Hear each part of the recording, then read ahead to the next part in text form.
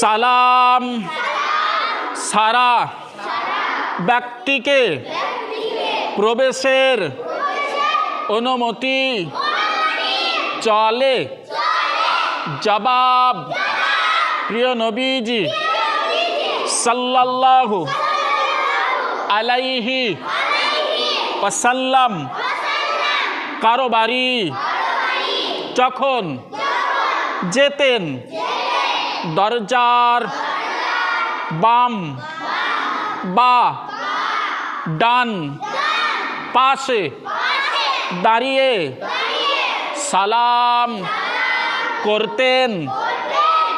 আবু দাউদ এটা কিতাবের নাম। তিনি বলেন যে ব্যক্তি প্রথমে সালাম না করে তোমরা